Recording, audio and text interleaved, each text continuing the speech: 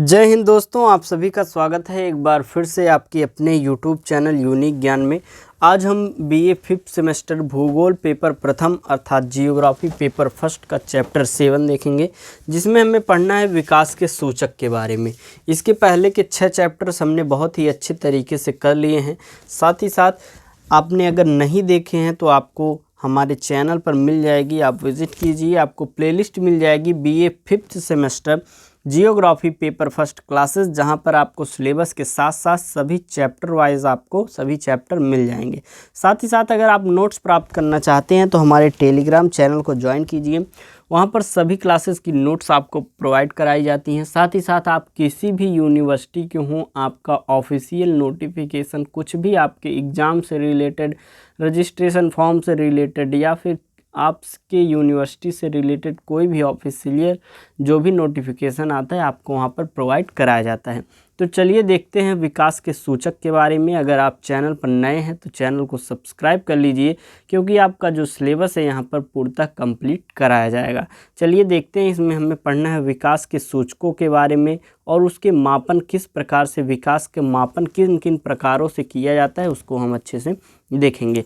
हम देखेंगे विकास के सूचक संकेतक। विकास को प्रकट करने वाले या प्रदर्शित करने वाले माध्यम विकास के सूचक कहलाते हैं। जो भी चीज़ मतलब प्रकट करती है विकास को, एक प्रकार से प्रदर्शित करती है, जो माध्यम होता है उसे ही विकास का सूचक कहते हैं। किसी प्रदेश में विकास के स्तर को समझने के लिए सामान्यतः 3 उपागमों का प्रयोग किया जाता है, जिसमें से पहला है संकल्पनात्मक उपागम, दूसरा है मॉडल उपागम और तीसरा है स्थानिक उपागम। इन तीनों उपागमों को हम अच्छे से समझेंगे। सबसे पहले हमें समझना है संकल्पनात्मक उपागम।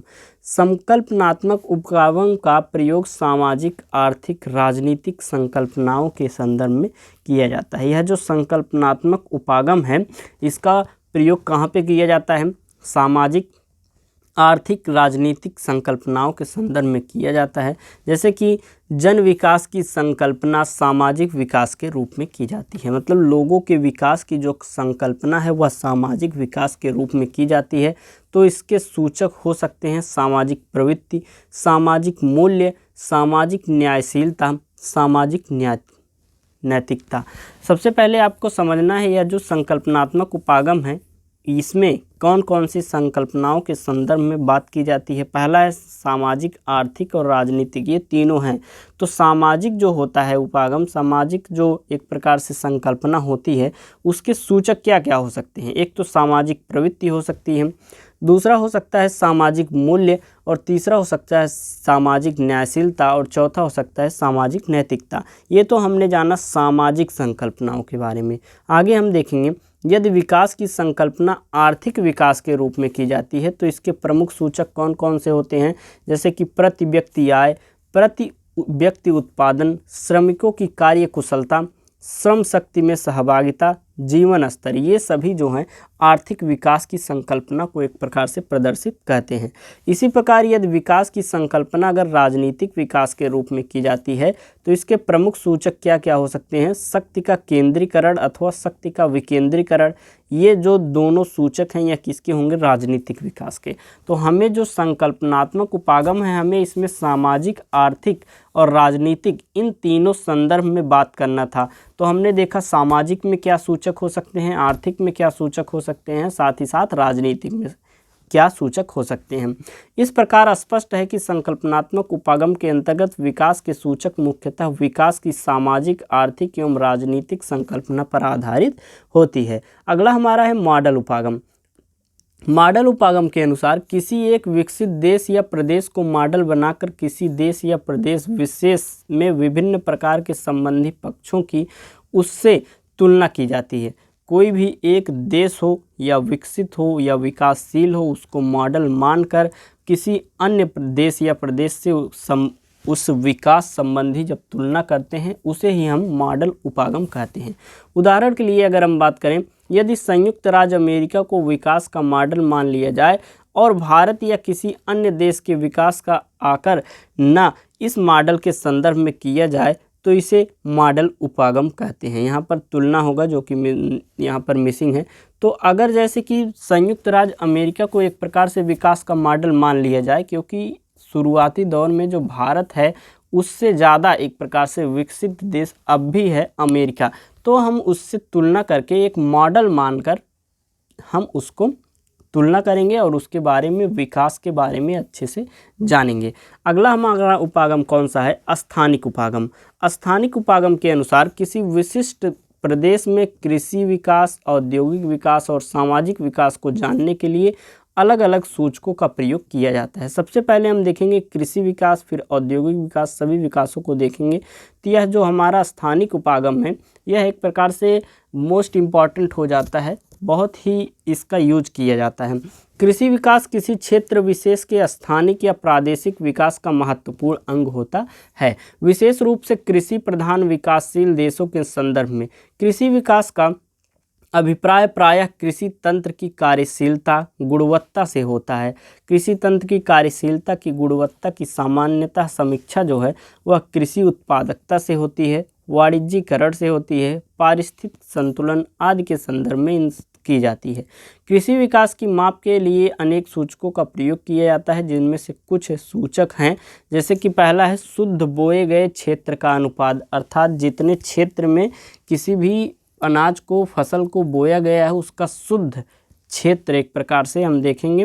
फिर सस्य गहनता या बहुफसली क्षेत्र का अनुपात, सिंचित क्षेत्र का प्रतिशत, प्रति हेक्टेयर उर्वरकों के प्रयोग की मात्रा, कुल कृषि क्षेत्र में खाद्यान्न हेतु प्रयुक्त भूमि का प्रतिशत, विभिन्न फसलों की प्रति हेक्टेयर उत्पादन, कुल कृषि क्षेत्र में यंत्रीकृत कृषि क्षेत्र का प्रतिशत और कुल श्रमिकों में काश्तकारों का प्रतिशत, कुल श्रमिकों में कुल श्रमिकों कृषि श्रमिकों का प्रतिशत और कुल कृषि क्षेत्र में नकदी फसलों के अंतर्गत प्रयुक्त क्षेत्र का प्रतिशत। और है प्रति हेक्टेयर सकल कृषि उत्पादन, कृषि क्षेत्र में उत्पन्न तकनीकी विकास के प्रयोग की क्षमता। ये सभी क्या हैं? आपके एक प्रकार से कृषि विकास की माप के जो सूचक हैं, इन सभी से ही कृषि का विकास पता लगाया जाता है। आप एक प्रकार से ध्यान से समझेंगे तो कृषि का एक विकास कम माना जाएगा, जबकि उसकी उत्पादकता ज़्यादा हो, कम उर्वरक का प्रयोग किया जाए और उत्पादकता ज़्यादा हो, ज़्यादा से ज़्यादा जैविक एक प्रकार से उर्वरक का हम यूज करें, और साथ ही साथ उसमें क्या है कि प्रति हेक्टेयर कितना उसमें उत्पादन हो रहा है यह भी बहुत ही ज़्यादा इम्पॉर्टेंट हो जाता है। कितने क्षेत्र में लगाया गया है, जो सिंचित क्षेत्र है अर्थात सिंचाई जहाँ ज़्यादा उपलब्ध है वहाँ पर कितनी उत्पादकता हो रही है, अन्य क्षेत्रों में कितनी उत्पादकता हो रही है, अगर कम हो रही है उस भूमि को हम किस प्रकार से उर्वरक डालकर या कुछ भी व्यवस्था करके उसकी उर्वरता को कैसे बढ़ा रहे हैं, ये सभी एक प्रकार से कृषि विकास को एक दर्शाते हैं। अगला हमारा आ जाता है औद्योगिक विकास। किसी देश या प्रदेश के विकास स्तर के निर्धारण में औद्योगिक विकास का अत्यंत महत्वपूर्ण स्थान होता है।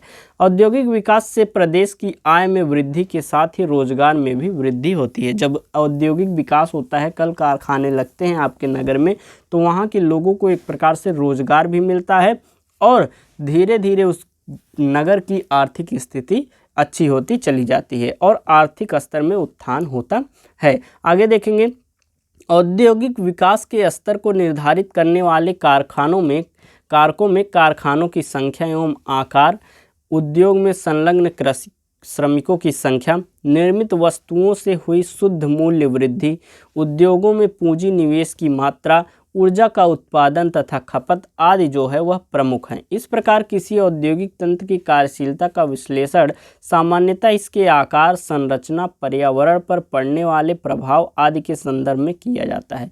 औद्योगिक विकास के जो सूचक हैं उनमें से, जैसे आप बस ध्यान से सुन लीजिए, आपको इसलिए ज़्यादा सूचकों के बारे में यहाँ पर हम बता दे रहे हैं, जिससे जैसे कि आप 10-20 सुने रहेंगे, बस ध्यान से सुन लिए तो उसमें से कम 5, 6, 7 तो आपको याद ही हो जाएंगे, तो आप अच्छे से लिख पाएंगे।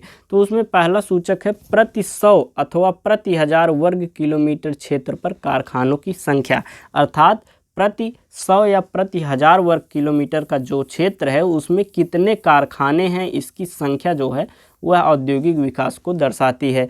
कुल श्रमिकों से उद्योग में संलग्न श्रमिकों का प्रतिशत कितना है, प्रति व्यक्ति मूल्य वृद्धि कितनी है, प्रतिकर्मी औद्योगिक उत्पादन कितना है, कुल आय में औद्योगिक क्षेत्र की आय का प्रतिशत कितना है, उद्योगों में पूंजी निवेश की मात्रा, कुल निर्यात में विनिर्मित वस्तुओं का प्रतिशत, परिवहन एवं संचार सुविधाओं का विकास सामान्यतः आर्थिक विकास के लिए एक प्रकार से ज़्यादा इम्पॉर्टेंट हो जाता है। जैसे कि ट्रकें आसानी से आ जा पा रही हैं कि नहीं, जिससे क्या होगा, कारखानों में जो वस्तुएं बनेंगी या उसके लिए जो कच्चा माल लगेगा वह एक स्थान से दूसरे स्थान पर आसानी से पहुंच जाएगा। तो ये सभी बातें जो हैं औद्योगिक विकास को दर्शाती हैं। आप ध्यान से सोचेंगे तो आपको सीधे सीधे समझ में आ जाएगा कि किसी भी नगर की, किसी भी क्षेत्र की कैसे हम देख सकते हैं कि वहाँ पर औद्योगिक विकास है।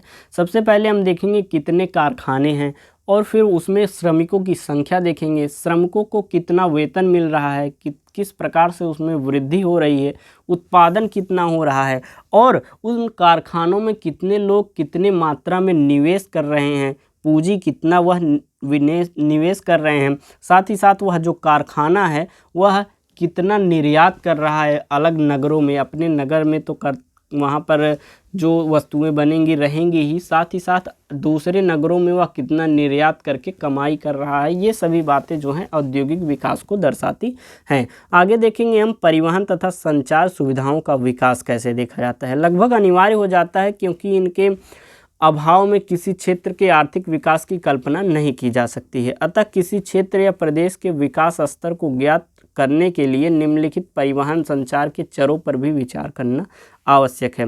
जैसे कि प्रति 100 वर्ग किलोमीटर क्षेत्र में डामरीकृत अर्थात पक्की सड़कों की लंबाई कितनी है, प्रति 100 वर्ग किलोमीटर क्षेत्र में रेल मार्गों की लंबाई कितनी है, प्रति 100 वर्ग किलोमीटर क्षेत्र में डाकघरों की संख्या कितनी है, प्रति लाख जनसंख्या पर बसों तथा ट्रकों की संख्या कितनी है, और कुल श्रमिकों का परिवहन एवं संचार में संलग्नता प्रतिशत कितना है। ये सभी बातें एक प्रकार से परिवहन के विकास को दर्शाती हैं। आगे हम देखेंगे सामाजिक विकास क्या क्या कैसे होता है, कैसे पता लगता है, उसका मापन किस प्रकार से किया जाता है। कृषि उद्योग तथा परिवहन एवं संचार सुविधाओं की उपलब्धता का प्रत्यक्ष प्रभाव सामाजिक अंतःक्रिया तथा सामाजिक विकास पर देखा जाता है। सामाजिक विकास का संबंध क्षेत्र विशेष की जनसंख्या की सामाजिक अंतःक्रिया, शैक्षिक स्तर, स्वच्छता एवं सफाई, चिकित्सा सुविधाएं, मनोरंजन सुविधाएं, सामाजिक समन्वय आदि से होता है। सामाजिक विकास के स्तर के माप के लिए जिन सूचकों का प्रयोग किया जाता है उनमें से कुछ निम्नांकित हैं। जैसे कि सामाजिक स्तर का माप करने के लिए सबसे पहला सूचक है कुल जनसंख्या में साक्षर जनसंख्या का प्रतिशत, अर्थात जो आपका एक गांव समझ लीजिए, उस गांव में कितने लोग पूरे हैं और उसमें कितने प्रतिशत लोग साक्षर हैं, पढ़े लिखे हैं, उनकी संख्या। प्रति 100 वर्ग किलोमीटर क्षेत्र में माध्यमिक विद्यालयों की संख्या कितनी है, ये सभी सामाजिक विकास को दर्शाती हैं। प्रति 100 वर्ग किलोमीटर में प्राइमरी स्कूलों की संख्या कितनी है, प्रति 100 वर्ग किलोमीटर क्षेत्र में उच्च शिक्षण संस्थानों की, प्रति 100 वर्ग किलोमीटर क्षेत्र में प्राथमिक स्वास्थ्य केंद्र कितने हैं, हॉस्पिटल कितने हैं, प्रति लाख जनसंख्या पर चिकित्सकों की संख्या कितनी है। ये सभी बातें सामाजिक विकास को एक प्रकार से दर्शाती हैं। महिला साक्षरता का प्रतिशत कितना है, कुल जनसंख्या में शिक्षित जनसंख्या का प्रतिशत कितना है, जीवन प्रत्याशा वर्षों में कितनी है, प्रति 1000 जन्मों पर शिशु मृत्यु दर कितना है, मतलब 1000 बच्चे जन्म ले रहे हैं तो उनकी मृत्यु दर, उनकी 1000 में से कितने बच्चे मर जा रहे हैं, मृत्यु उनकी हो जा रही है, ये सब जो है सामाजिक विकास को दर्शाता है। जैसे कि कम अगर बच्चों की मृत्यु होती है तो सामाजिक विकास हो रहा है, क्योंकि वहाँ पर चिकित्सक अच्छे हैं, हॉस्पिटल की व्यवस्था है, तभी बच्चे जो हैं उनकी मृत्यु नहीं हो रही है। मृत्यु दर प्रति 1000, जन्म दर प्रति 1000 कितनी है, नगरीय जनसंख्या का प्रतिशत कितना है, औसत वार्षिक जनसंख्या वृद्धि दर, स्त्री पुरुष अनुपात, कुल जनसंख्या में अनुसूचित जनजाति और अनुसूचित जाति जनसंख्या का प्रतिशत कितना है। ये सभी बातें सामाजिक एक प्रकार से विकास को दर्शाती हैं। अब हम देखेंगे प्रादेशिक असमानताओं की माप किस प्रकार से की गई है।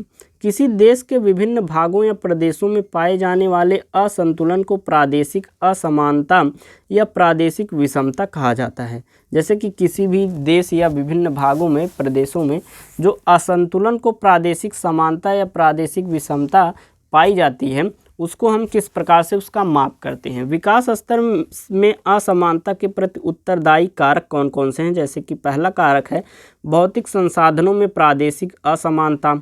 ये जो है कारक है एक प्रकार से प्रादेशिक असमानता को बनाए रखने के लिए। सामाजिक संरचना में असमानता होती है, आर्थिक संरचना में असमानता होती है, कुछ लोग बहुत अमीर कुछ लोग कम अमीर। प्रौद्योगिकी प्रगति में असमानता और राजनीतिक व्यवस्था में भिन्नता पाई जाती है।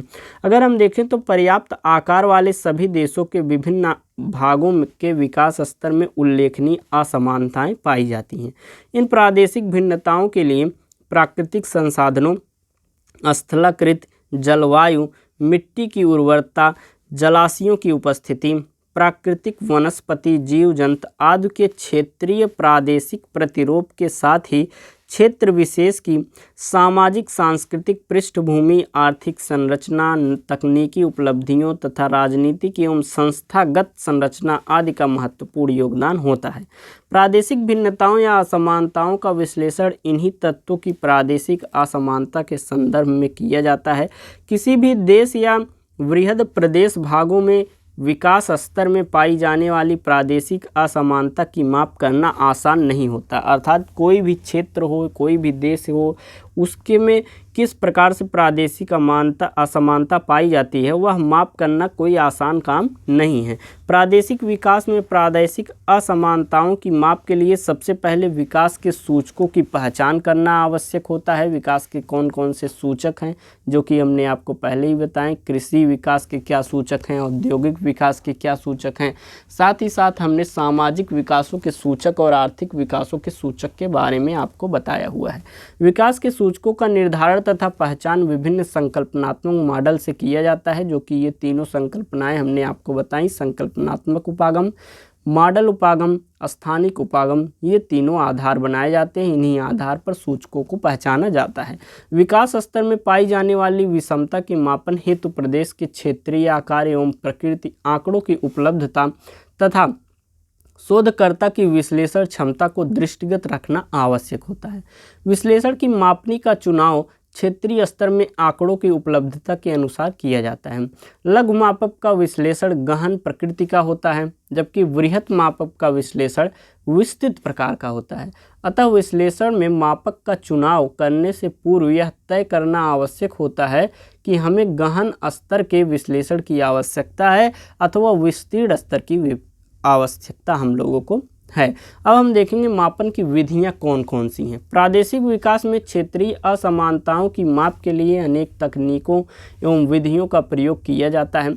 इन विधियों का चयन क्षेत्रीय स्तर पर आंकड़ों की उपलब्धता, विश्लेषण की क्षमता के स्तर और उपलब्ध समयावधि और विश्लेषण के उद्देश्य आदि को ध्यान में रखते हुए किया जाता है। यहाँ प्रादेशिक असमानता के मापन हेतु प्रत्येक कुछ विशिष्ट विधियों का विवरण किया गया है, जो कि ये 6 विधियाँ हैं जिनको आपको पढ़नी है। इन विधियों के माध्यम से एक प्रकार से प्रादेशिक विकास को मापन किया जाता है, जिसमें से पहला है विधि कोटि संकलन विधि, दूसरा है चतुर्थक सूचकांक विधि, सापेक्षिक अंक समूहन विधि, परिसर श्रेणीकरण विधि, मानव विकास सूचकांक विधि एवं वंचन सूचकांक विधि। ये सभी विधियां जो हैं इन्हीं से हम एक प्रकार से माप करते हैं।